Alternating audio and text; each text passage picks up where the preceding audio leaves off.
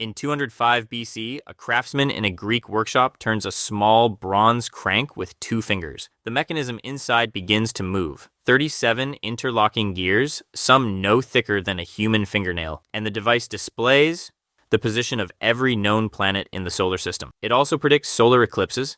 It tracks 4 separate calendar systems simultaneously. It calculates the irregular orbit of the moon, not approximately, but precisely. This is the Antikythera mechanism, smaller than a shoebox, the world's first analog computer, built 1500 years before medieval Europe constructed its first mechanical clock. The Greek engineers behind it understood that the moon does not travel in a perfect circle, so they built a pin and slot gear mechanism that physically replicated that irregular orbit in bronze 2,000 years before the word ellipse entered modern physics. What civilization builds something like that and then loses it? The Greeks did not stop there. In Alexandria, around 50 AD, a mathematician named Hero designed a device called the irregular, a sealed metal sphere filled with water, positioned above an open fire. 2 curved nozzles mounted on opposite sides. As the water boiled, steam escaped through both nozzles simultaneously, and the sphere began to rotate. This is a working steam engine. The Industrial Revolution did not invent this concept. It rediscovered it 1700 years later. Hero documented it, built it, demonstrated it, and the ancient world looked at it, found it amusing, and moved on because they had no frame of reference for what they were holding. Now consider Greek fire. In 672 AD, Byzantine naval engineers developed a weapon so devastating that no fleet in the known world could survive it. Greek fire was a liquid compound launched through pressurized bronze tubes mounted on warships.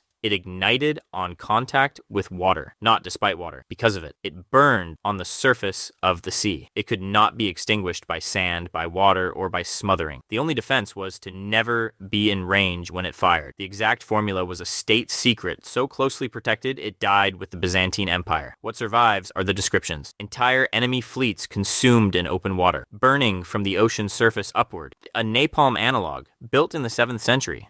But the most quietly impossible technology of the ancient world is one almost nobody talks about: Damascus steel. Produced in Syria between 300 and 1700 AD, Damascus blades had properties no other civilization could explain or replicate. They could flex without snapping. They held an edge sharp enough to split a falling thread of silk in midair, and inside their structure, visible only under an electron microscope, ran carbon nanotubes. Carbon nanotubes are a material your brain associates with cutting-edge aerospace engineering. They exist inside this medieval steel because Syrian craftsmen discovered through generations of precise heat cycles and folding patterns that controlling the temperature of steel at exact intervals forced carbon to migrate through the iron matrix in a self-organizing structure. They did not know they were building nanotechnology. They only knew the blade was better than anything else on Earth. The knowledge died around 1750 when the specific ore source was depleted and the chain of craftsmen broke. Every attempt to replicate Damascus steel using modern equipment has produced something close, nothing identical. Your brain is told that technology moves forward in a straight line, that ancient civilizations were primitive, limited, and working with what little they had, that everything built today is superior to everything that came before. But somewhere in the ancient world, one man held a bronze box the size of a shoebox that tracked the entire solar system. Another watched a metal sphere spin over a fire and called it a curiosity. Another launched burning liquid